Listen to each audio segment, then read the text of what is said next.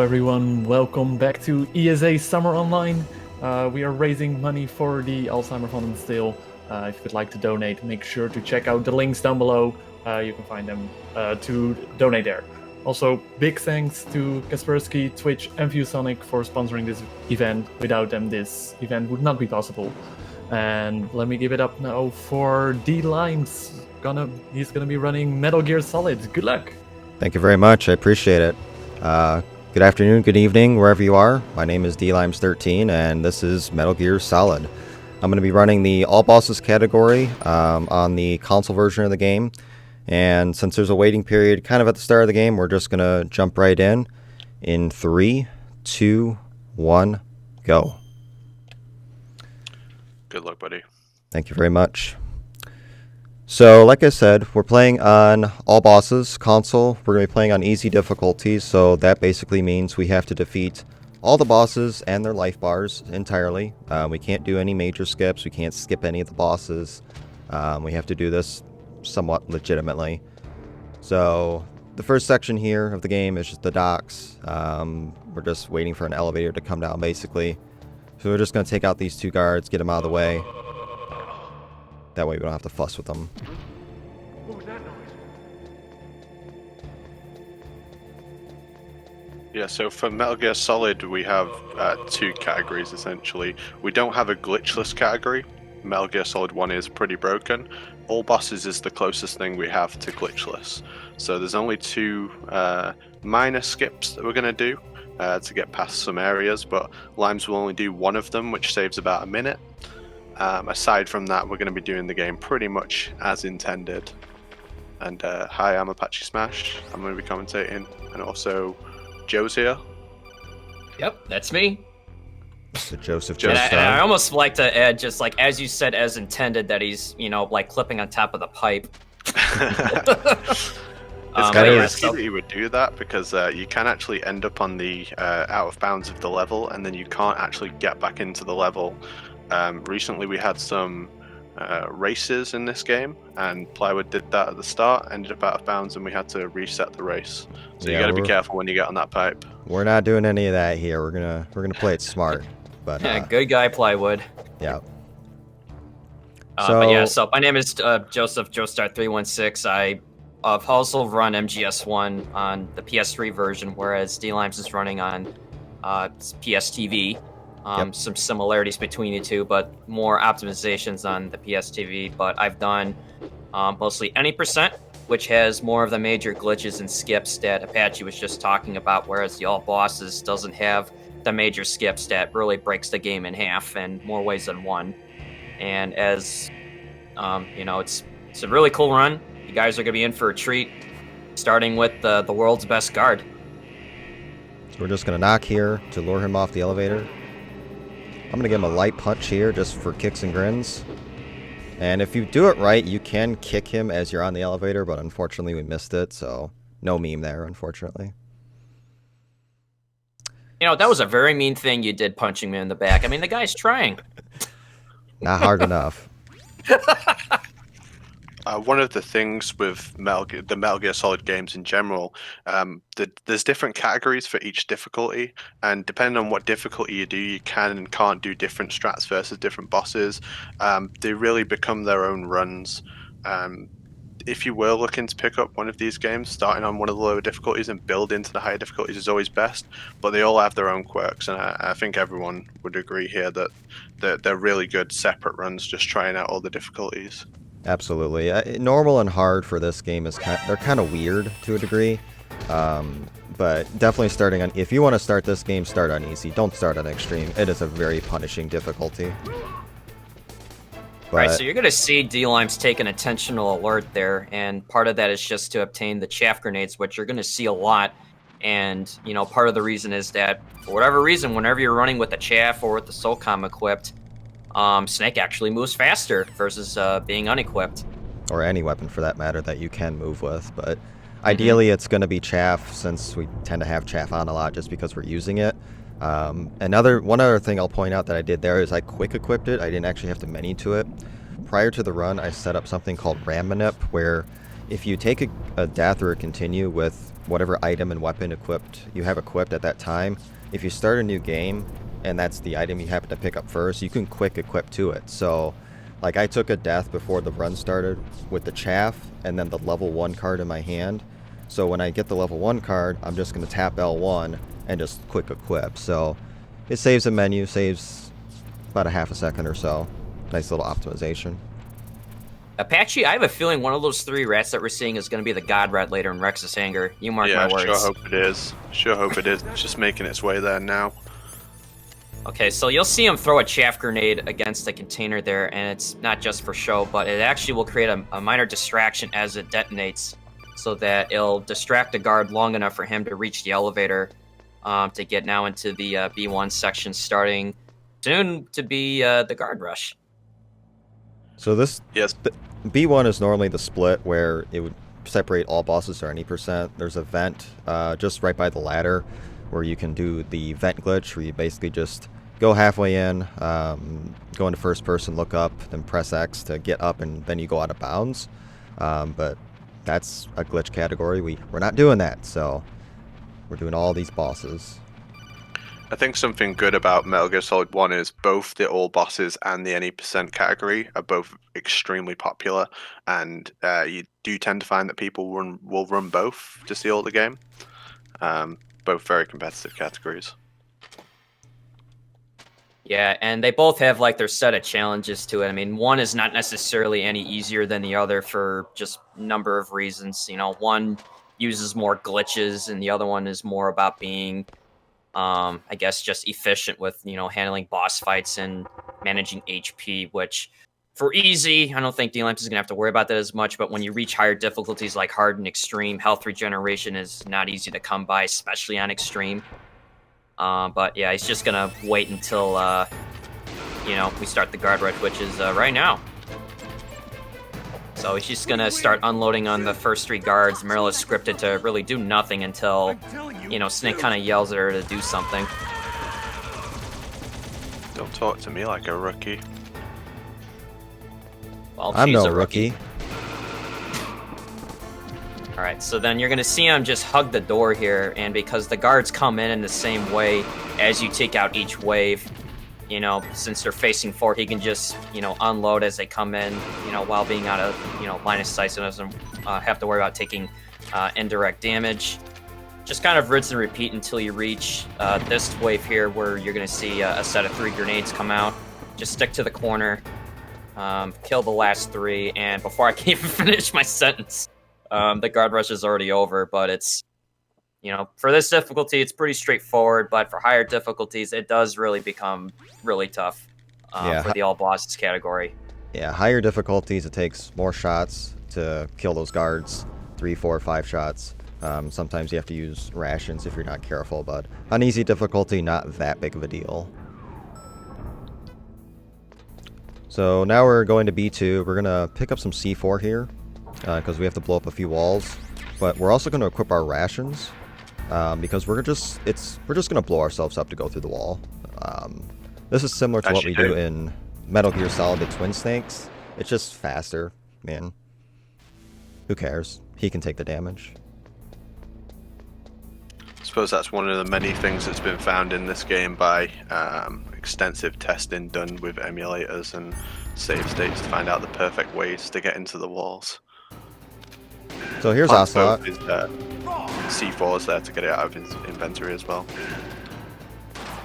All right, so now he's going to start off the fight with our, you know, good old buddy Ocelot, and then what you're going to see him do is he's going to take a shot at his back, and then Ocelot's going to turn and fire, which is just part of a scripted mechanic. Every time he gets hit, you know, he tries to shoot back. And again, before I can even finish what I'm saying, that's the fight. Yep, you just loop them over and over again. So there is a strategy you can use for this fight and use grenades, but that is really tricky, really precise. And if you accidentally blow up a grenade too close to Baker, that due to his tied up, you'll take a continue and he'll blow up. So not really smart to do that in a marathon setting. Plus, I suck at it, so no thanks. It can't be understated how tough the grenade strat is. It requires a lot of practice, and it's still just very easy to do wrong. I wouldn't say it's very marathon friendly at all. Not at all. And plus, I'm not sure really if easy if it I guess warrants using the grenade trick to begin with. Even if you do get like all 2 or 3 to hit directly. Yeah. But, So I on mean, easy, I've tried doing it before. Oh, I'm sorry. Go ahead. I was gonna say on easy it takes 2 grenades. It does save a few seconds, but even with world record, you don't need it yet. It's getting to the point where it can be nice, but you don't need it for record. All right, so now we're making our way back to the tank hangar, which now you're going to see the actual vent glitch, which is used to do any percent, which is normally done in B1, like he mentioned. But what he's going to do is crawl halfway into the vent, stand up while looking up at the camera, and as you can see, we're out of bounds. You made that look so easy, and like that it's not. It's very easy to get wrong and have to reset it a few times. And Limes is like really bad at the vent glitch, I'm so that was so clean for historically him. bad. It's a meme at this point how bad I am at this. So here's the So the tank whole fight. advantage of doing that out of bounds is just to skip the lasers, and you don't have to call Meryl, and it just wastes a lot of time. Yeah, so it's about a minute, so it's a really good little out of bounds trick there. Speaking about Meryl, can I come in with a few donations? Yeah, it's Yeah, fine. sorry, we just don't shut up, right? My bad. Don't worry. But yeah, well, we got a few donations. We got a $5 donation from Zelda with no comment, but thanks so much. We have a $9 donation from Baron43 saying, "Not today, Meryl." And we also have a $50 donation from Mayu saying, "Hey guys, Mayu here. Wow. Good luck on your limes. Looking forward to awesome gameplay and seeing this game non-broken for once. Also looking forward to great commentary from Apache and Joe. This goes towards killing Meryl to save your meshing finger." Thank you very much for that. That is much appreciated. I don't really have a problem with mashing. I don't want to waste the 5 minutes. Meryl ain't worth it, so sorry. I'll just pretend I didn't hear that. And and for the incentive that you've got going for this game, right now Kill Meryl is with that in the lead with $110, and Save Meryl is falling a bit behind now with $52. Let's go. Kill Meryl. I mean, for anyone that wants to have a heart and save Meryl, you have time to, donate towards that incentive. Yeah, you got So about when, maybe 15 minutes, so. I think pretty much everyone, obviously, to do the speedrun optimally, you would always kill Meryl because it's way faster. You just submit to the torture on the first frame, it lets you straight out of it. There's no real downside to it. Saving Meryl, you have to survive the rounds of torture. It takes longer. Everyone kills Meryl except Joe. I was Joe just about to say. It's just, I know as a speedrunner I should know better, but it's not a proper ending unless it has Meryl in it. I'm sorry. Hey man, It's you just do the you. way it is. For me But and I guess Limes, as we were just, just kind of ad-libbing there. So we're now in the nuclear building with the Nikita, which now dlimes is going to be taking out the power box, which is going to disable the electric floor, and just ever so carefully dodging the gun camera turrets. Nothing too crazy, but what he's going to do here is unequip the Nikita just before it explodes. It's just a minor optimization trick. I would not recommend doing that on the fly in the middle of a run if you've never done it before. And that's just bitter experience for myself saying that. But it's, instead of letting the rocket directly hit the power box, you can unequip before, and the splash damage of the rocket explosion will destroy it. Yeah, the splash damage is not as big as you think. There's a specific line I look for when I go and get into the menu and then go to unequip it, so that was plenty good. And I guess coming up is probably one of my favorite boss fights, Apache, which is against our good old ninja friend. Yeah, I think playing this game as a young man, seeing this cool ninja with a sword was like a big moment for making this one of my favorite games of all time. I absolutely love the cyborg ninja fight. I don't know, but he's kind of he has like a weird quirk though. But I guess Chad can kind of figure it out in a little bit on what that is.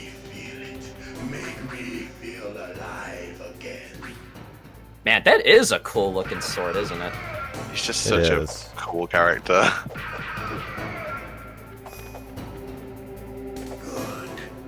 So the fight's broken up into a few phases. That little part was phase 1. This is phase 2.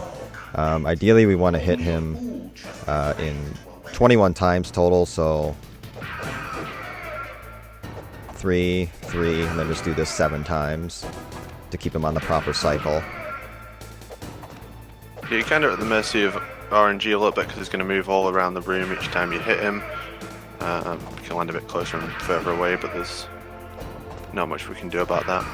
Just going to try and hit him as quickly as possible when he touches down. Alright, so I whiffed a punch there, but he didn't go into the next phase, thankfully. So that should be fine. So now we're going to play hide and seek. And this is all RNG. He can hide in one of, I think, 6 spots in the room. That's not the best. This is also a room where they hide quite a lot of Easter eggs. They do also do it in Twin Snakes. If you notice the posters on the wall for other Kojima games. In Twin Snakes there's obviously the Mario and Yoshi in this room. And the GameCube. I think there's a PlayStation on the desk there in the middle as well. Yeah, little Easter egg room. So now we're up to the. Oh, I'm sorry. Yeah, like we're up to the final phase, or about to be, but it's just gonna be another rinse and repeat of just, hitting him. And yeah, I mean, he kind of likes being punched. It's sort of weird, but it makes him cool in a way.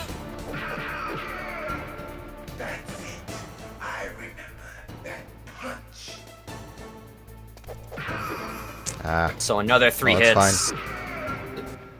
So sometimes that can happen. If he approaches you like that, you can get a punch or two in, and then he'll just kind of disappear again without saying any dialogue. So that was nice to get that little glitch. We're playing on the integral version, which is the Japanese kind of re-release of this game. One thing it doesn't come with is the ability to put the voiceovers into different languages. And if you've never seen this game with the French language and the German language, you really need to check it out. It's so good. The voice acting is horrendous. And I guess maybe one thing to note is just, like you said, there's different versions of the game. There's, PS3 versions, and then I guess maybe we can explain like what the PSTV itself actually is. Because for some people like myself, I never really knew much about it until I started speedrunning the game itself. Yeah, it's like a non-portable Vita, right? Yeah, it's basically a Vita without a screen. It offers fast loads for most PS1 titles and little to no in-game frame lag. But they're pretty rare to find nowadays, at least at a decent price. They've just shot, like over the last couple of months, they've shot up in price massively. In the UK, they've like doubled in price. I think I paid like $75 for mine, and now like the cheapest one is like over $200. So Yowza. It's pretty bad. You've got it, hold it daily, especially if you like running PlayStation 1 games. You tend to find that a lot of PS1 games run really fast on the PlayStation TV. And another benefit is we can turn on fast disk speed, and that's what gives us the advantage over, say, like a PS3 or anything like that. But I guess while dlimes is making his way back up to the B1 floor, I guess if there was any other donations to be snuck in. But there definitely is one. I got a $15 donation from Edward Mellis saying, just think of it as upgrading the run to true ending. Smiley face. And that actually was put towards saving Meryl, which is currently at $67 with killing Meryl in the lead with $110. So it's getting closer. It's getting there. It's getting there, but I still like the gap. So not today, Joe. Let's go. Not today. I was gonna say I like them already. I'll be point man. So this is Meryl, who we're hopefully not gonna save. That's strange. There's no guard. Yeah, so next boss fight is Psycho Mantis, probably the most surreal boss fight in a video game. Okay? Absolutely. There's also a fourth wall break where he says what happened to the music, and the music in the game stops. The Metal Gear Solid has tons of fourth wall breaks. It's a very it's a game filled with magical realism. We just toss Meryl there for good luck. It's tradition. Come on, Mr. Foxhound. The commander is Yeah, so for the Psycho Mantis fight coming up, we're going to have to switch our controller slots to slot 2. In the PS TV, there's just a menu that we go into to switch our controller slot, and then we can fight Mr. Mantis. So So we're going to throw a Easily. stun right at the start here to knock Meryl out, get our menu ready with the SOCOM, and then the fight will begin momentarily.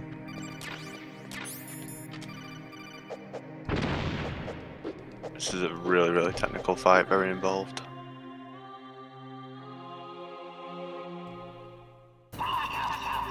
There's just been unbelievable amounts of work put into speeding this fight up. It's impressive. Little Hideo Kojima reference for the channel change. And I guess while the screen's coming back, he just swapped to controller 2. For those that remember playing this, in order to actually beat Mantis, you have to swap your controller to, anything but 1, but in this case, just swap it to 2. And as he starts, he's going to Yeah, took potato a little bit of a aim. hit. Yeah, so he's going to be using the SOCOM to take out Mantis here, because again, based on difficulty, the damage that you deal to them can change, which for easy, you can use the SOCOM, which will get him close enough to the threshold, which gives you into the next phase. So you'll see he just softens them up with the SOCOM up to a certain point in the health bar, then throws a grenade, which will then push him into the next phase, followed by this little face skip, which you won't have to knock Meryl out a second time, other than the very beginning, which then he's going to possess Meryl a third time. And you might be wondering, oh man, what are we possibly going to do? Snake, better think quick. Oh man, I never would have thought of that. Yeah, we just roll over Meryl, and that's enough to knock her out for, a third time. Man, poor Meryl. All right, so then Mantis is going to go back to being in hide and seek. You're going to throw another grenade, and then which triggers close to the end of the fight, which is now Mantis is going to be throwing everything, every chair, every, painting or whatever's in the room, and Basically just like the that, he's kitchen already sink. dead. Yeah, I mean, he's throwing everything at Snake, and, that was a fairly good fight. Very good, very nice. So one thing in Metal Gear Solid 1, whenever we get the codec screens, we just have to mash X continuously to skip them. In later games and the remake, like Twin Snakes, we could just double tap a button to fast scroll the text. So MGS1 really does have a lot of mashing. Fortunately, Limes is an expert masher, so it's not going to be a problem to him. But at least for the cutscenes, you can hold X. You don't have to mash through the cutscenes. But the codecs, some of these things are 40, 50 seconds long. They're just punishing on the arm. But I got a strong arm. I think the longest It's one's good. got to be like in Disc 2 when you're on one of the freight elevators. It's pretty horrendous. Yeah, I think it's the one coming back from the red Palkey, or it could be the one in the torture cell. I think they're both about 50 seconds. We're just going to stroke the dog to get past them quicker. Yeah, if you just give him a little stroke on the head, it moves them out of the way. It's a little bit faster. That's the a very dog's nice, good. subtle way of saying that no doggos are harmed in the making of this run. I mean, Absolutely not. we're just giving the people what they want. They want to pet the dog, so we pet the dog. Kappa. They're not too bad in Metal Gear Solid 1. They're absolutely ruthless in Twin Snakes. The dogs are terrifying in Twin Snakes. Oh, dude, like they pounce across the room. It's ridiculous. And since we can't use the mine detector, But I guess while Meryl is showing off how smart she is now, seeing where the mines are, if there's another quick donation. Not at the moment, but saving Meryl is still about $43 behind. So if you want to see Meryl being saved, there's definitely still the opportunity for it. And if that's not enough of an incentive for you to donate, there's also these prizes that you can win for donating. If you donate at least $30 during this marathon throughout the entirety of it, you'll be eligible to win a ViewSonic Elite monitor.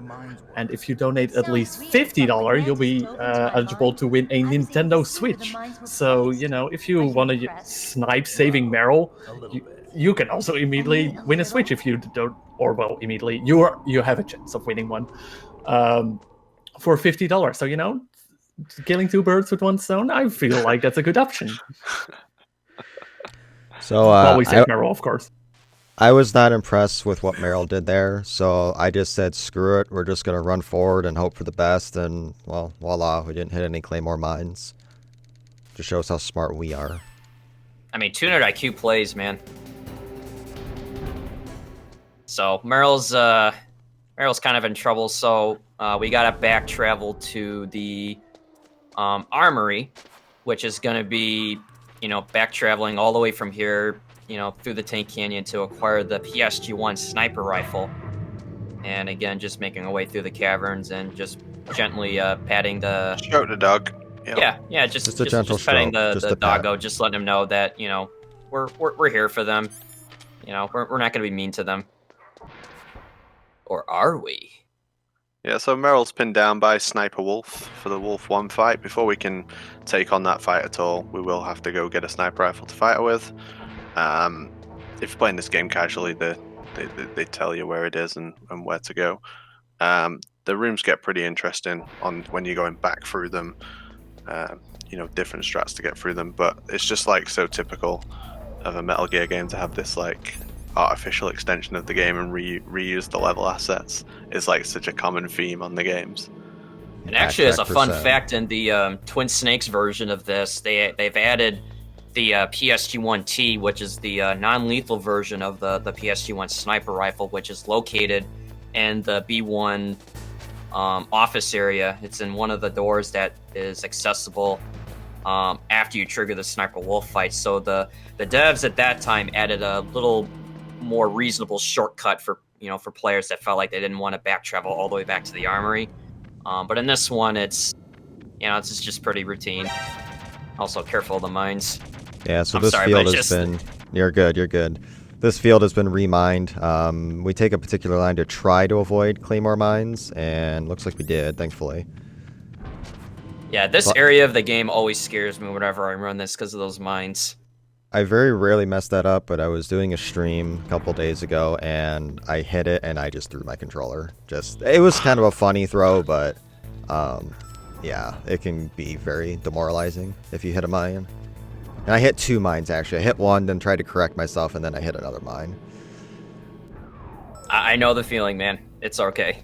Do you use the DualShock 3 for this game? DualShock 4. So do you have an adapter? No. The PSTV handles DualShock 4 natively. Damn, okay, so one thing you'll notice is that, like, as dlimes went in to acquire the PSG-1, the room is, filled with lasers, which will trip an alert sequence here. But he did this intentionally to lure 2 of the 3 guards closer to him while timing a stun grenade to explode. And stun grenades in this game are really amazing. They have wide coverage. And it could take out a whole room, essentially. And so it takes out 2 of the guards immediately, the 3rd one soon after, buying him enough time to pick up the weapon, some ammo, get to the door for the elevator, and then he does a punch kick to push the guard further away from him as the door opens.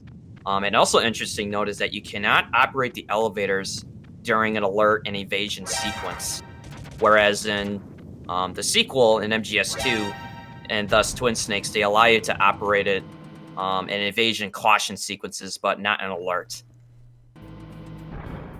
And so we got the rifle, and now we're just making our way back to take on Sniper Wolf, which once he reaches the door to start the fight to Sniper Wolf is when the incentive for saving or continuing to kill Meryl, if that's in the lead still, that's when it'll end. Actually, we just got a $50 anonymous donation. No comments, but now Save Meryl is in the lead with $114. Oh, I don't know who they are, but I love you. All right, you got like a minute. Come on. Save Limes, kill Meryl. Save Limes' bashing finger, kill Meryl. Oh, don't let Joe get one over on us like this. Not like this. At least I can mash. It's my only saving grace. Yeah. Alright, so it's about to end, not when he gets through both of these crawl sections, but once he reaches the door, which is about to happen in probably less than like 20 seconds. Yeah, so as soon as the Wolf 1 fight begins, that's the cutoff. And that's in about 10 seconds. Any last incentives? Speak now or forever hold your peace. And... cut it off. Yep, that's it. Alright, so this is Wolf 1. So we're going to use the sniper to shoot Wolf as many times as possible. She'll run left to right. She can stop at different points, kneel down, begin to aim at us. Sometimes she can hide behind that post there, and you'll see Limes just flick on and off his sniper rifle to reacquire his aim on her. You just want to hit her anywhere, basically. Acknowledge that she's moving left and right. Oh, nice shot. Nice.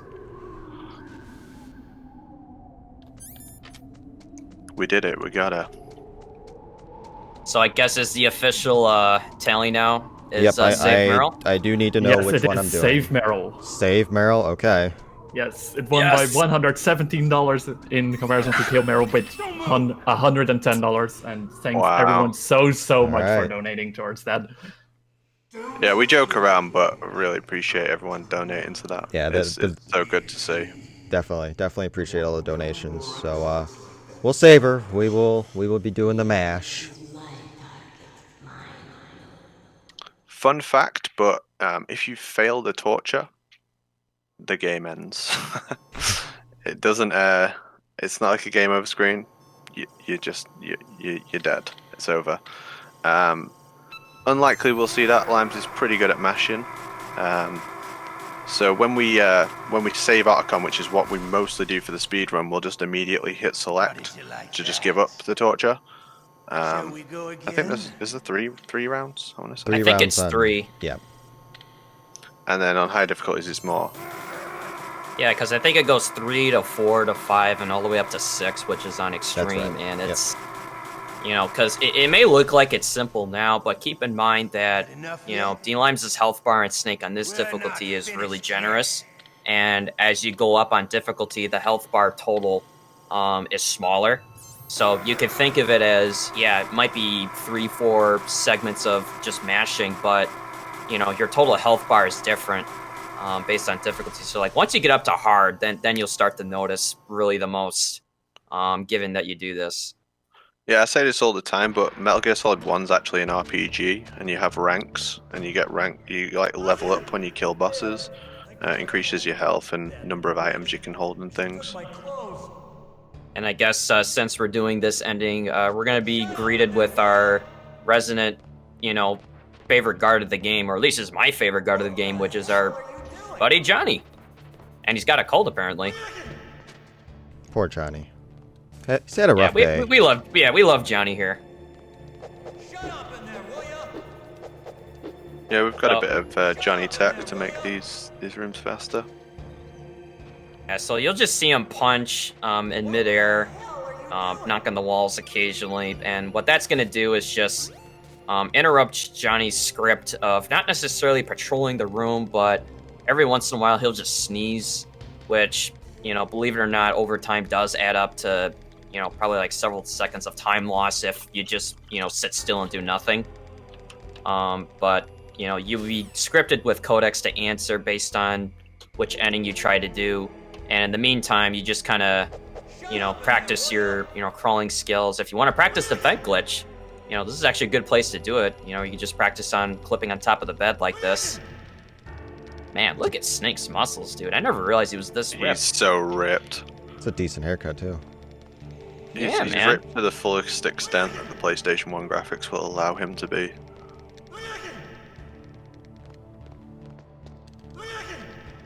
Yeah, so I'm just mashing triangle, basically, as I move the D-pad to do this. It's pretty weird. Pretty freaky. I've never seen that before. Neither have I, but it looks amazing. Oh yeah, there's our prison buddy, well, what's left of the DARPA chief. Oh, wait a minute, did the DARPA chief die earlier? Yeah, he's seen better days. I think he died of a heart attack. Alright, round 2. Alright, you got this, man. I'll tell you once more. Don't press select. yeah. That's the thing, like, normally when we're doing this run, we're just spamming select repeatedly. I'm like keeping my hand away from that.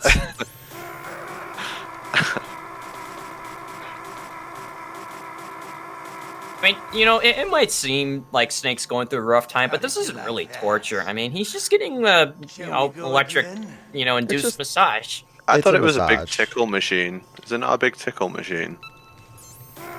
You know, it's funny that you say that, Apache, because there's another fun fact, which unrelated to this, but in Peace Walker, the Japanese version had swapped out the audio track of what normally be a torture, which was replaced with laughing, if I'm not mistaken. That's a cool. I did not know that's a cool fact. Yeah, it was just something about with you know, like I guess the you know, like censorship laws or something, where it was like they couldn't include the, you know, the torture soundtrack or like the things associated to it. So instead of hearing Snake, you know, getting electrocuted, you just, you know, hear a bunch of laughter. It's really great. If you YouTube it, you will not regret it. Yeah, So I'm gonna have to guys, check that out. let me just say, my thoughts about that torture. That was easy. Oh man, how did I know that was coming? I see you came prepared for this, dlimes. But that Yeah, was easy. You always know you're getting a long codec if Naomi Hunter's in there. That's the girl on the screen at the Yeah. moment. If she's in a codec, it's always long. She loves to talk. Kind of like you guys. Yeah, true that.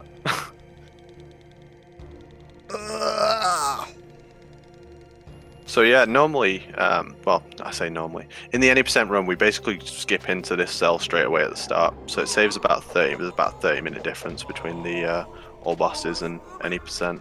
So it's a huge portion of the game we skip with the vent glitch, and actually, that lets us pass 7 bosses out of the 10. I want to say 7 from 10. I think that's right. So you skip Guard Rush, Ocelot, Tank, Ninja. It's 4. Mantis, Wolf 1. That's 6. But then there's an additional Hind. glitch that'll skip Hind. That's separate Yeah. though. So I mean, it Yeah. basically takes it from fighting everything to only down to 3 boss fights total at any percent, which is, you know, unbelievable to hear, but it's a huge difference. Oh, look, it's our buddy Otacon. Sorry, buddy. It's a Merrill ending this time. See you later. see ya, buddy. Wait. So of course, like if you're stuck in a cell, you got friends come and help you get out of it. He's going to need to bring the ketchup.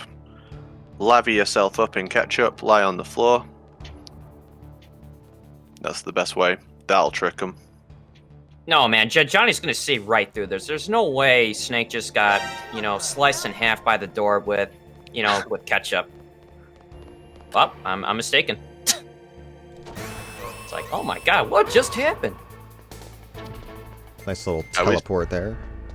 Yeah, really nice. It's like instant transmission. So the whole setup with dlimes lying on the floor in between, you know, halfway up the door is so that when he stands up, it puts him in the same position where Johnny would be, which, you know, sad to say, has departed us. He will be missed. And I threw an explosive there. There was a little timer bomb if you save Meryl. If that goes off in your inventory when that timer goes out, you take a game over wherever that explodes at. So we just get rid of that thing right away. That's a little parting gift from Ocelot. Actually, I haven't seen a Meryl run in so long that I actually forgot that existed. If this was me running this now, we would have been exploding 100%. I forgot I mean- until about 2 hours ago, so Jaguar King reminded me of that, and I thank him for that. I think I've Yeah, actually how's had that it happen going? once to me, and it's like by the time you get to repel or finish to repel is when it would Yep. go off. Is like the general reminder of like, hey, you forgot to throw this away. Whereas the Otacon ending, since you get out sooner, then you won't get the time bomb to worry about. Yeah, so we're basically But going now- through these same rooms again like we did earlier, just trying to backtrack to what we were doing before. Yeah, this room is the worst to take an alert in because the entire room floods with gas and it traps you in there. You're basically dead if you get caught in this room, so it's one to be really careful with. You know, that's a good thing to point out is that, and as you know, as much as I love the game, but there's a lot of, you know, what I kind of refer to like as like beginner's trap, where it's either this room, the laser door, the control room, and Rex's hangar, where if you get a detection and coincidentally they all have, you know, they're all filled with gas, and it's just one of those things where it's like if you trip it, I mean, it's like you're screwed. it's like there was probably like the one thing I remember when playing this was like, man, there's just so many like beginner's traps or something. It's just like you just kind of want to enjoy the game, and then just like, oh, guess what, I'm dead. Yeah, keep you on your toes, and I do think that Metal Gear Solid casually, even on the lower difficulties, is quite a hard game. Certainly compared to 2, where the difficulty was toned down massively for the lower difficulties, and then extended so much for the higher difficulties. As a fun fact here, you can actually use the handkerchief that Otacon provided to you along with the ketchup and, the key card and rations. But for optimization and given on this difficulty, dlimes is just going to opt out of it. It's not worth menuing it in. But it just prevents the dogs from attacking you if you have the handkerchief equipped. Yeah, it's something you may want to do on extreme, especially when you're starting out, because you don't get a lot of health to begin with. So equipping the handkerchief, trying to save that health on extreme, it's probably recommended.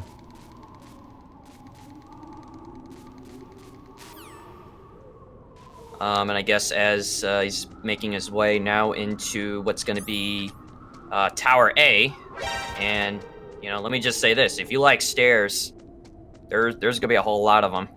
Yeah, Limes is a stair master. Stairmaster 1998. So basically, there's going to be a lot of guards chasing us. We're going to use 2 stun grenades, 1 here to trigger the alert quicker, and then 1 throughout the stair climb. And then we're just going to be throwing guards throughout. Yeah, so there's a little cutscene skip. If you get an alert before you go through that door, the alert just triggers straight away, and you skip a little cutscene of the guards coming behind you. It saves a few seconds. And now we're just going to, leg it up the stairs as fast as possible. There's guards coming from behind us that we sort of slowed down with that first stun grenade, and there's also guards appearing in front of us as well. They kind of spawn in because the room just repeatedly loads itself again, like it doesn't exist as one big level. And that can sometimes mess with how the guards attack us. So you really have to pay attention throughout all of this. It can be tricky. And then again, you're just seeing the use of having the grenades equipped as he's going up the stairs, because, like I mentioned at the beginning, it's, you do move faster with an item equipped that you can actually move with. Yeah, in this case, it's the stunts. If you re-equip after you've thrown a guard as well, it cancels the end of the animation. It's a quick throw. That's really useful all through this room, and you just literally deselecting the item and reselecting it after you've thrown them. It's a good little trick to speed up this section. Man, look at him climb those stairs, man. He's not even tired.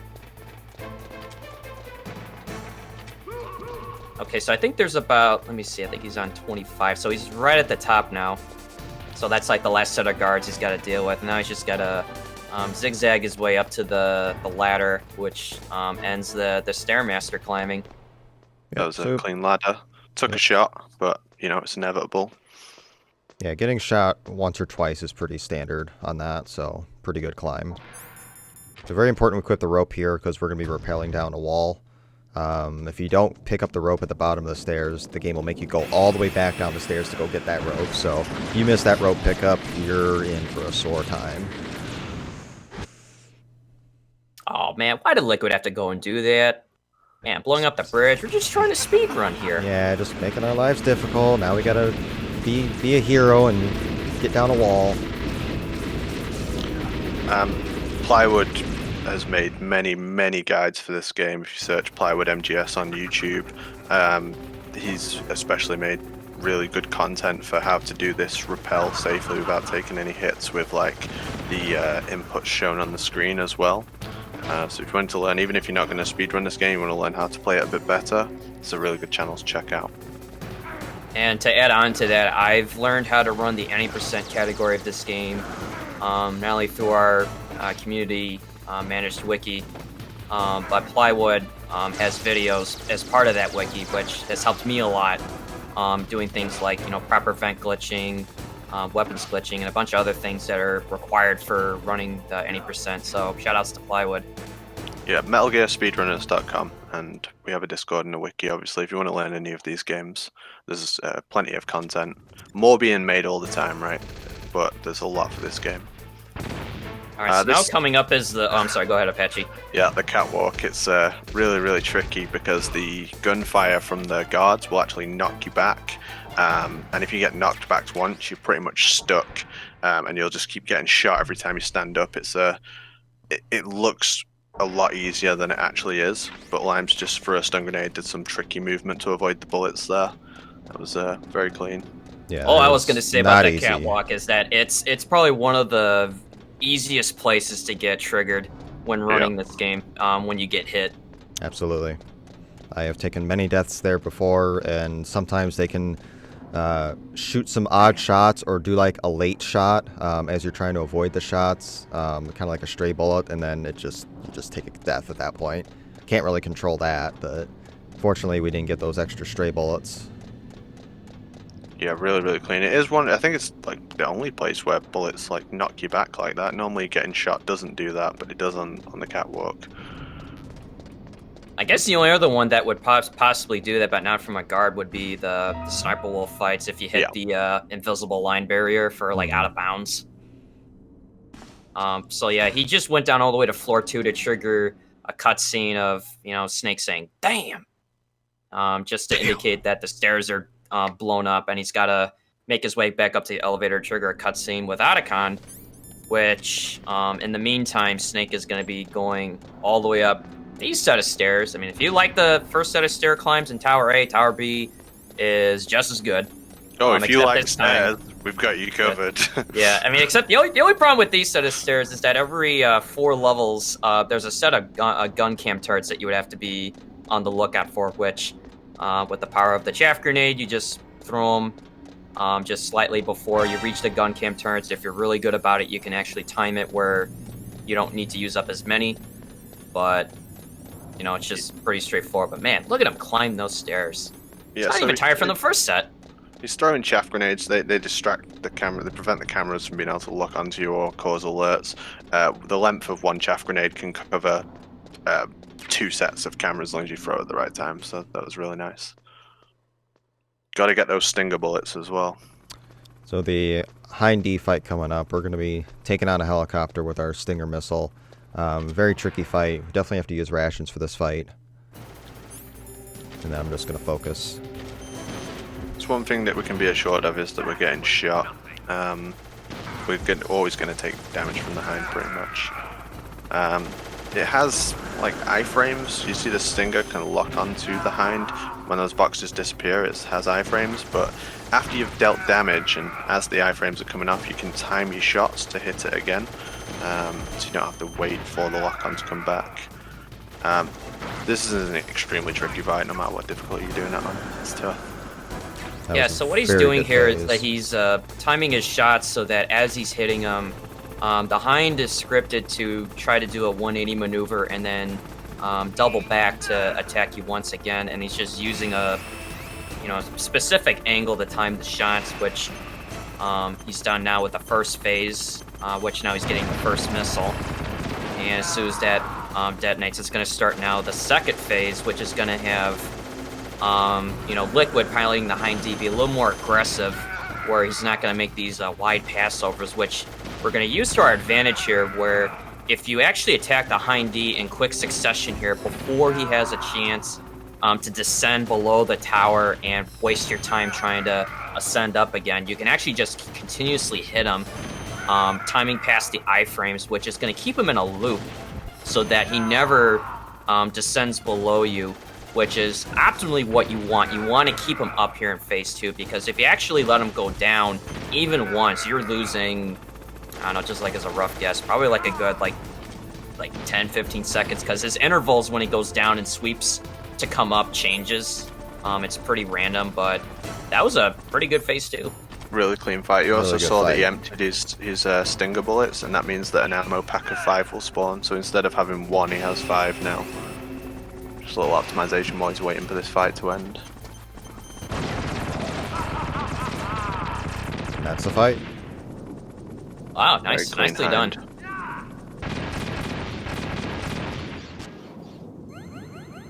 Man, that has got to be the world's toughest helicopter. It's like, it took so many rounds.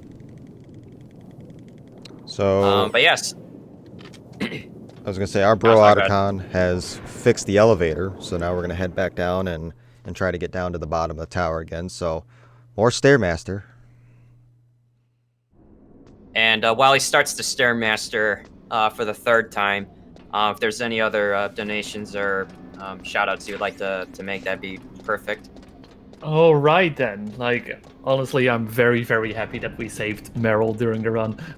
But you know, also like saving people, the Alzheimer's Foundation, which we are raising money for, because Alzheimer's, it's still the 6th leading cause of death in the United States, and on average, a person with Alzheimer's lives 4 to 8 years after diagnosis.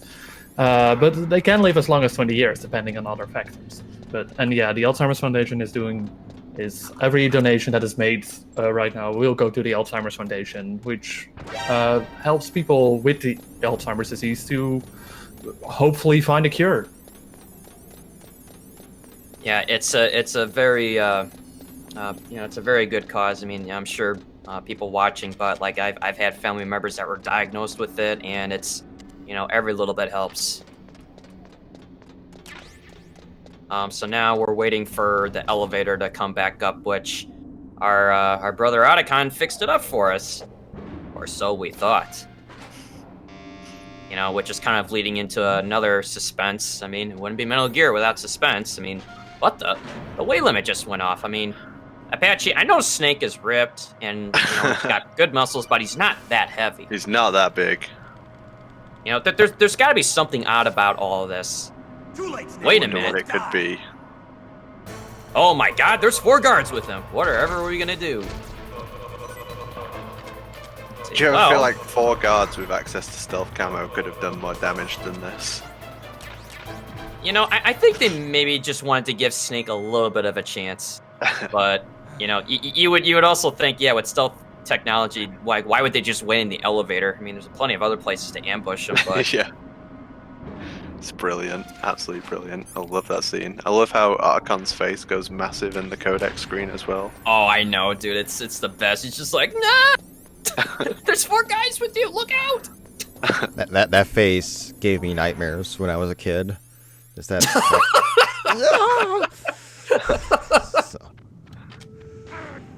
So now coming up is second helping of Sniper Wolf, because one fight's not enough.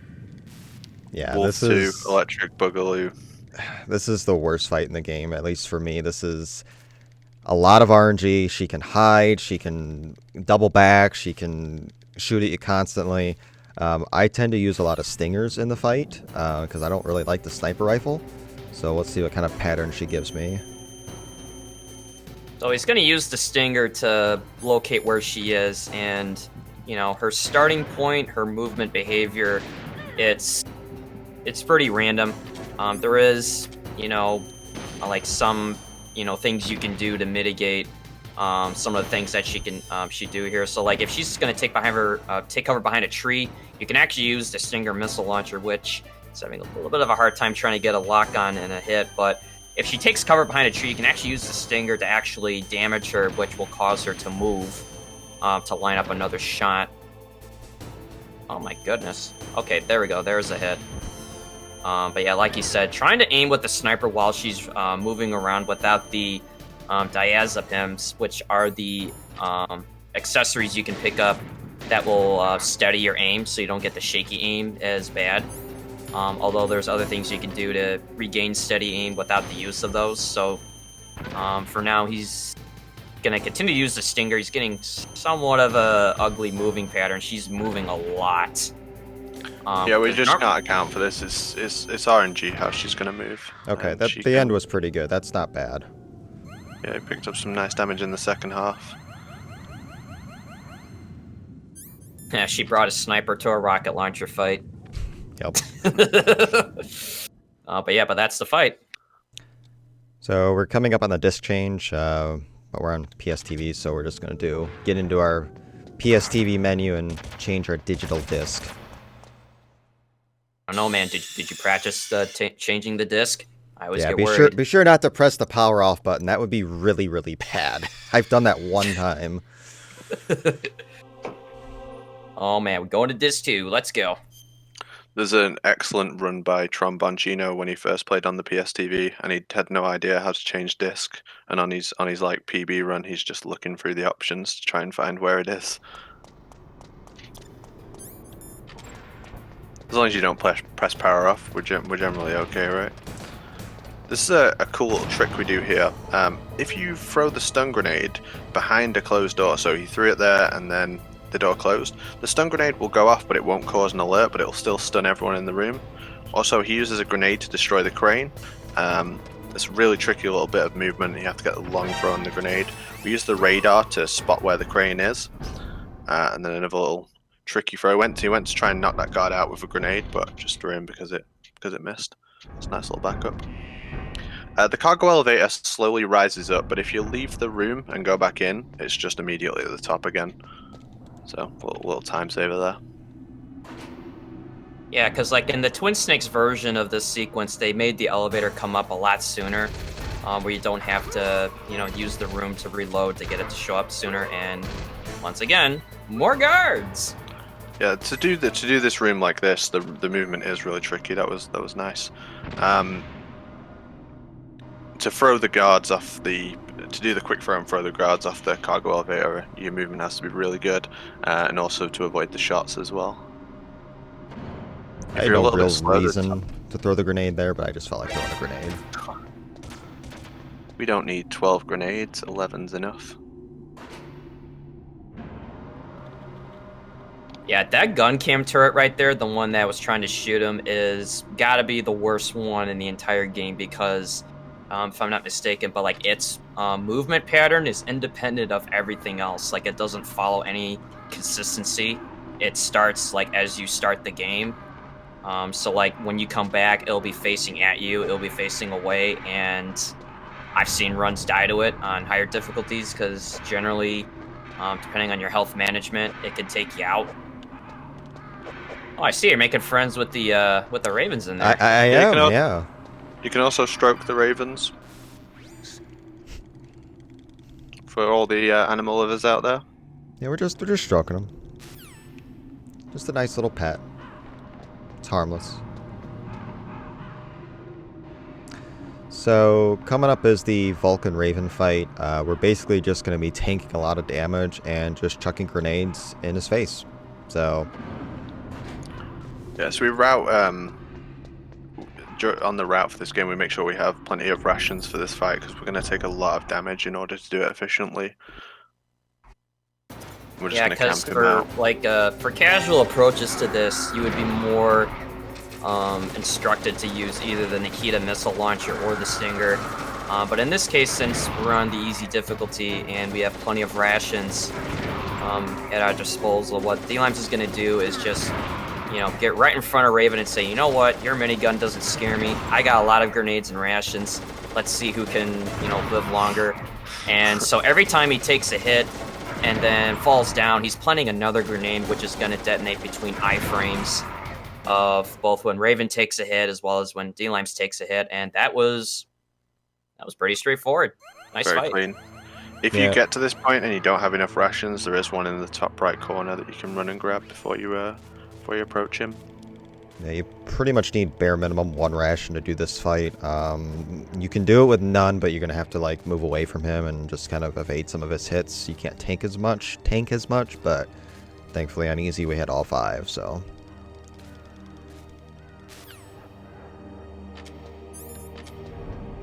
So now I guess coming up is going to be what's, not this room, but in Rex's hangar is probably my favorite place in the whole game when running this, because not only is just the layout really cool, but the music to it is epic.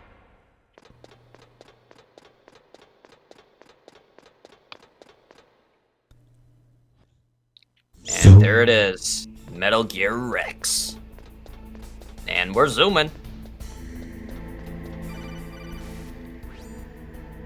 Yeah, so for anyone who's not played the game, Metal Gears are bipedal nuke launching machines. They're what Snake's here to stop. And so we're gonna have to deactivate Metal Gear, right? That's on the agenda now. I'm That's gonna take the PAL that's our key and goal. deactivate Metal Gear. Mhm. Can't let it take over the world. And our boy Otacon is hacking the computer system to try to find out information about Metal Gear, how to deactivate it, just things of that nature, try to help us out. The game likes to throw you off as much as possible, and in one of the codecs, Archon's like, oh, it's really quiet, there's no guards here. And then right at the end of the room, they hide one guard. But it puts you like it tries to lead you into false sense of security, thinking that the area's got no guards in it. You know, you would think with a place like this with as many guards as it has, they would maybe put more than just one guy guarding such an important, It's just not in the budget. thing. It's just not in the budget. Something Limes did there was he unequipped and re-equipped his weapon multiple times. It makes Snake look like he's kind of like ice skating. It silences your footsteps, so when you go over there's like metal grates in the floor. Normally, if you walk over them, they make a sound and the guards can hear it. But if you unequip and re-equip rapidly, it doesn't make any sound. And we'll see that trick multiple times here, because we have to go to and from the PAL room multiple times. The PAL key room. Alright, so now, since Snake got detected, trying to listen to the conversation between Liquid and Ocelot, we lost control of the PAL key, which is now down in the radiation channel, the drainage ditch. Mhm. But it's in possession of a rat, which, depending on which one it is, which is random, there are 3 different types of rats you can get. One, which is the god rat, which is the closest one from where it spawns given when you come back here, which is going to check. Okay, so it's not there. Oh boy. Uh-oh. Oh, Is this there he the is. infamous third rat? Oh, there he is. So he was running a little bit behind. I don't think it got the memo that we're running a marathon, so it kind of just took its time. So he's going to fire the stinger, destroy the rat, which conveniently drops the PAL key that we need again. And now make our way back up to the control room, where we now start the process of, deactivating Rex. You really can't complain at a rat like that. I mean, you can be stood in that room for a minute plus, waiting for that thing to come out. Yeah, it's an average rat. I mean, it's okay. So definitely take that in a marathon. Yeah, because ideally you want that location rat, but to be there as soon as you're ready to go to fire.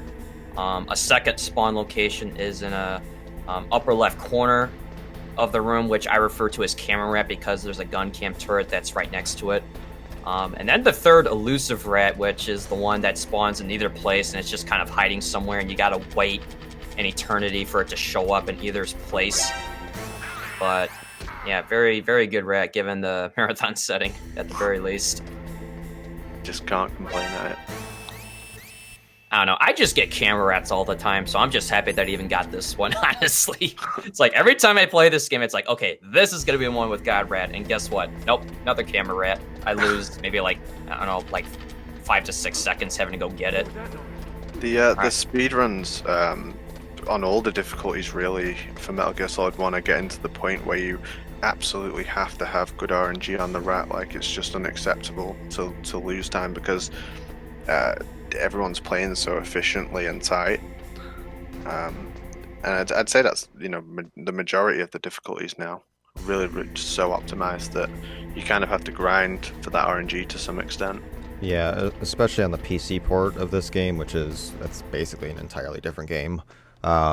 You have to have a God Rat or pretty much near God Rat if you want to compete for the top times. It's just that optimized. So now you notice that he put in one of the what's going to be 3 PAL key entries. The first one is the default PAL card, which is at room temperature, and he's going to have to now change the PAL cards, which is going to be to blue, indicating for cold, followed by the red PAL key, which is going to be making it hotter, which he's going to make his way to the blast furnace for that one later. So what he's going to do now is just collect some items because he has to wait, which I think is 61 seconds for the card to change from once you enter the room. So for those wondering, well, how long do you have to wait and how do you know when it's ready? Well, it's 61 seconds, but each one has a little trick to it that you can use. And in this room, you can actually use an audio cue, which is listening to the music of the freezer, which on a certain violin track, which I'm gonna be quiet so you can listen to it. It's okay. I use a timer instead. I look at a clock or my live split timer. I'm looking at my system clock right now, so that's my cue. All right. I didn't want to be held responsible for No, sabotaging the you're run fine. because you couldn't hear it. I use the timer as well, and it always adds 5 seconds to account for being an idiot. So, like, there's nothing worse than getting to the room and your key's not the right color. You have to come all the way back. Yeah, so I Oh, waited yeah. probably an extra second there just to be safe, but I'm stubborn. I don't want to check the card. I don't want to menu to the card, so... Yeah, because the whole reason for using these strategies, whether if it's audio time or some other way, is so that you minimize menuing to the PAL key. Even though you're tempted to check it, you don't want to go all the way back just to find out that it's wrong. But like Apache and dlimes are saying is that for some of the boards, like they're so optimized that not only do you need GodRat, but you need to do things like not check the PAL key, because every menu that you do matters, even if it's for just a simple check. And I would not recommend doing something like that on your first go around, like where you can check it, but as you get better, then you eventually do things such as like not checking the PAL key. Could I come in for a quick donation? Sure. Absolutely. All right, we have a $75 donation from Pixel Pair. Thank Very you so nice. much for that donation. And with that, we're actually approaching the 12K. Only $115 to go for that. So can we get that before the end of the run? I would think so. I bet we can. So get those donations rolling. Thank you for the 75. Very generous. So he's now put in the second of 3 PAL keys. So now he's going to back travel to the blast furnace now, which is going to be probably the longest part of the task. And it also is a fun fact for the actual PAL key process in Twin Snakes.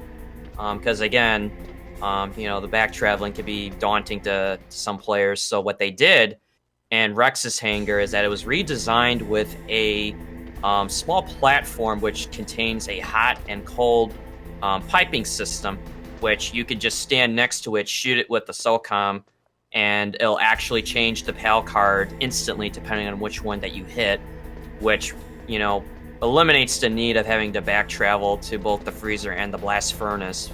Unlike the original game, we're in for quite a long trip, but it's, I don't know. I think there's something relaxing about it in a run because you're just kind of moving back and forth from point A to point B, dodging gun cam turrets, falling floor panels. I mean, what's there not to like?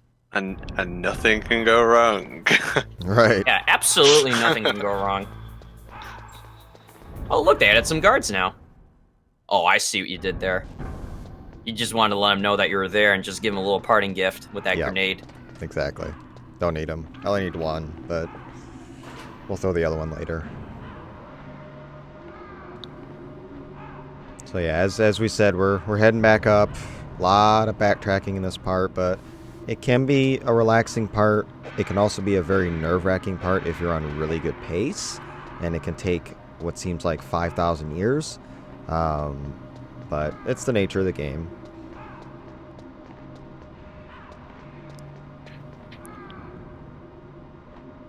I think on a personal note, like, the 3 of us really do appreciate the low difficulties for this game. All 3 of us run these games on the lower and higher difficulties. We run extreme, Euro extreme. There's something like interesting to be found in every single difficulty, and I think exploring that has been one of the major things that I've enjoyed about speedrunning the Metal Gear series. Me and Limes have spent hours in a Discord trying to find half-second time saves for random difficulties on these games. Like, Yep. we just like playing them. We just like playing them all, and there really isn't like a European extreme and stuff. Those difficulties notations are for when you're playing the game casually. When you're speedrunning the game, you will find difficulty when you want to get that time as low as possible. there's plenty of things difficult about the low difficulties. And that's kind of what drew me into speedrunning in general, is there's a lot of numbers involved with it. And I'm a big numbers guy. I love analytics and factoring numbers and trying to figure out what saves frames, what's faster, what's slower. Like, I like working with numbers. And speedrunning is a lot of numbers and a lot of calculations on the fly. Can I save this here? What can I do to save time here? How can I take this risky? Like, that's what draws me into this. Yeah, and I guess to kind of add on to that again is that, you know, both the lower and higher difficulties offer a lot of beneficial things, you know, because the difficulty might either be intimidating or seem like not as big of a challenge, is that for me, a lot of the easier difficulties can teach a lot of the basic lessons that apply to the higher ones, such as, you know, optimizing your movement, your menuing, and you just build upon that. And I think it took me, you know, quite a while to like truly appreciate like what those lessons really had to offer. Yeah, I mean, Lime started speedrunning on very easy Metal Gear Solid 2, and he now has every record on every single difficulty. The fundamentals that you learn from the low difficulties, you can carry into the higher difficulties. If you're starting on European Extreme, it's very difficult. I tried it with the Twin Snakes Extreme. Scary. Joe's managed it though, like starting with the high difficulties. I'd recommend to anyone, if you want to get into these games, start with the basics and build yourself up. Yeah, I kind of was like in the backwards, where I started with the higher difficulties and eventually worked more of the lower ones in, which again was just part of improving my own runs myself. Especially in games like MGS2, where I think it was running VE that made me truly appreciate, you know, that, you know, the movement was important, and it motivated me to actually get better and not just, you know, really take things, you know, carelessly. Man, what an angle view right there. Yeah, I this love game the has they have some sick camera angles in this game. There's a lot of hidden camera angles that they programmed into this. Yeah, I love the additional shots that you can get and views of the room. It's an absolutely beautiful game. I mean, this is pre-2000. This is 1998, I want to say. Mm-hmm. Yep, the original release. And it still looks incredible, and it still plays well to this day. Yep. I adore this game. It's my second favorite game. I still give MGS2 the nod, but it's close. I only give MGS2 the nod just because there's a lot more to do in that game, and I like the mechanics just a little bit better. But I mean, this is a stellar game. I grew up with this, as a lot of people did. I think 3's the best. No. Ground Zeroes is where it's at. No. I think that's brilliant. Like in a series, just having so many good games as well, and everyone's got their own favorites and, you know, different experiences with them. One of the things that I love about the Discord is when people join it, they always like share their history of how they started running the game or how they started playing the game, and everyone's got like a wholesome story about it, right? It's a great series. Actually, to add on to that again is, you know, because, you know, we all love the games for, you know, different reasons. I mean, it's, you know, like I just really couldn't wrap my mind about just trying to specialize in one or two games. I was like, man, I got to learn the next one, because, you know, like dlimes, I grew up with a lot of these games too, and, you know, it was just like, okay, I want to learn how to run 4. I want to learn how to run Twin Snakes, and it just kind of grew from that. And it's always amazing when you get new people that want to learn running games, and they just come with the same story. Like, yeah, dude, I mean, I remember playing this when I was younger, saw a speed run. I was like, man, you know, I got to do this myself. And it's absolutely a joy to see. Yeah, I mean, not everyone's moving as fast as Joe through all the games, but I think like me and Limes were slowly picking up more and more titles. We just want to play like all the difficulties as well, so it makes the task even harder when you're trying to. If you want to learn every Metal Gear Solid game and every difficulty, it's a lot of runs. So now we're coming back to the hangar for the final PAL card entry. You know, so I know it seemed like quite an adventure, but, you know, it's finally about to, you know, come to its epic conclusion, which is going to be the last set of ladder climbs here. I'm gonna miss these ladders, dude. I don't know about you, man, but it's just Rex's hangar is so much fun. I'm gonna miss it. Great It's music. such a cool looking room. Mhm. Before you reach that section, can I come in with a big donation here? Yeah, You're more than welcome. All right, we got a $115 donation from Mayu. Wow. saying, here's another one from me. Really want to see that 12K before MGS ends. Love the run and the commentary. You guys are doing great. Mayu, thank you so much Yeah, for that thank donation. you. And yeah, we reached 12K. Woo! 12K Thanks so high. much, Nice. Let's go. Well done. Yeah, that definitely earns a clap from me. And that's the final pal key, but guess what? Patchy, we got played like a fiddle. I can't From the believe very it. start. Because you know who this is, really? The Oh, whole dear God. time. It was Liquid! I knew there's something funny about his voice. Those sunglasses also gave it away too. They were too good on him. So, as I just said, you know, we just got played like a fiddle. Instead of deactivating Rex, we actually just activated it through the same process of entering 3 keys. So now Otacon's going to be a bro and, you know, help us get out by, you know, hacking the door open so we don't suffocate. And now begins the first of 2 phases of Rex. Yeah, so we were tricked. Master Miller, who spoke to us on the codec the whole game, was fooling us. You know, I did like his sunglasses. They were decent. I give it a 6. Alright, so as Rex is powering up here, so you'll notice that dlimes is preemptively aiming at the radar dish, which is the weak spot for Rex, and then he's just going to continuously hit it without having to move, because again, on this difficulty, the damage you take is not as bad. You can mitigate it through the rations if needed, and other than the one little recoil miss, because sometimes when you take a hit, it'll actually shake your screen where it'll make you miss off target. It's something that happens to me, you know, quite frequently, and it's, you know, it can be definitely irritating. But oh man, this scene right here, Patchy, I don't think I'm gonna make it. It's so sad. Oh my God, please, someone put him out of his misery. He's suffering. Oh, and he's dead. That's a tragedy. But, so on to phase 2. Same thing, he's just gonna position himself in front of Rex with the mouth now open, which is gonna give you a direct hit against Liquid, and before I can even finish my sentence, that's it. Just, you know, rinse and repeat your shots when it's open for full damage, and nicely done. That minor movement that he makes at the start, as soon as the phase starts, he runs a little bit northwest towards the did I say Ray? I meant Rex. Towards the Rex. Puts you in a really good position. It means you can just shoot straight in the center as soon as the iframes come off.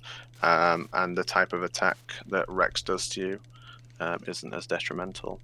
So that position is really important. So yeah, it's for the pretty liquid, amazing how little details like that add up for fights like this. So for the liquid fist fight, I'm gonna let these guys talk, and I'm gonna take my headphones off. Yeah, so we're gonna attempt an infinite on liquid.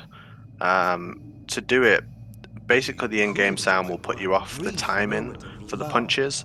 Unfortunately, the PlayStation TV can just drop your inputs occasionally, which will break the loop. It doesn't have happen as much on other consoles, but Limes is pretty good at this liquid loop. We're essentially just going to do a little bit of tricky movement at the start to set him up. Again, if you want to learn how to do this, search Plywood MGS. Got a full guide on how to fight this boss like this.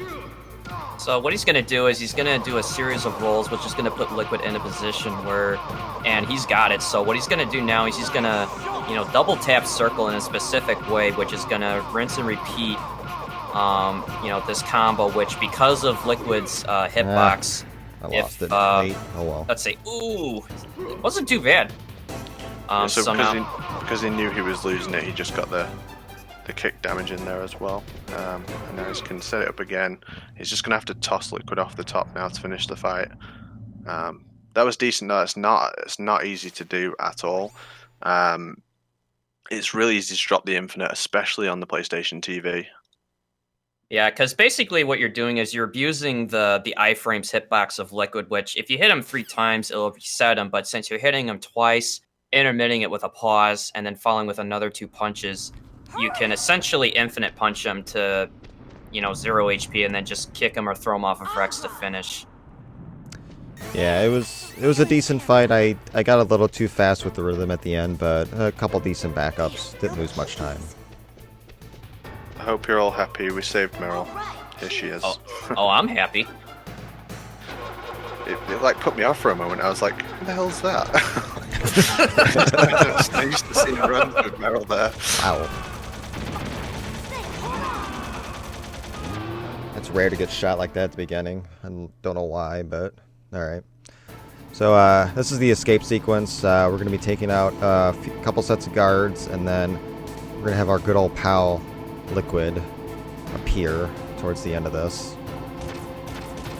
A couple of little bits of speed tech we do. We put a gun in a certain position so it instantly turns to the barrel when our gun pulls up. You mean Meryl? Meryl, yeah, sorry. Meryl. Yeah. Same thing, same thing. Worth every dollar. But yeah, so like Apache said, every time you pull up to like the next checkpoint, you can preemptively aim a certain way so that as it pulls up, you can be ready to go to either get an early hit on the barrels, or in this case with the second checkpoint is with the 3 guards. Fun fact, in Twin Snakes they actually add barrels for both sets, so you don't have to go through as long of a process, but oh, guess what? Still not dead. It's Liquid. You really do throw out everything at him in this game, and he just keeps coming back for more. It's like the Hind D, the Rex fight, got pushed off of Rex. I mean, this guy just does not get it. This whole room seems like it's on rails, but there's actually a lot of tech to the Liquid sequence during the escape. You can speed it up so much by shooting him correctly and getting enough shots in. And time will be coming up on fade to white here in like about 10 seconds or so. So I think he's just got to get, I think it's what, like 2 or 3 hits on easy at this last section, which is about to come up. He's nailing the transition shots. And that's time. There you go. And that's GG. Metal Gear Solid. Yeah, GG's, dude. Thank you. That was a pretty decent run. Not many mistakes. We saved Meryl, of course. Got some good donations, and I had a good time. It was fun. I think that was a continuous run, if I'm not mistaken. It was, yeah. I didn't take any continues. Yeah, really no major mistakes. So Meryl, I'm pretty happy with it. are you okay? But I'd just like to thank ESA for having me for this run. I greatly appreciate it. Appreciate the donations coming in, and love showcasing the Metal Gear games, which I'll be running another Metal Gear game here in 2 days. We'll be doing MGS2 VR missions on Wednesday, so be sure to come back for that. But I stream these games a lot. If you want to give me a follow on Twitch, twitch.tv/dlimes13. I stream these games quite a bit. I'm decent at them, so. And if you like the community, want to learn these games, be sure to check out our website, MetalGearSpeedrunners.com. Check out our wiki, check out our Discord. Check out our full.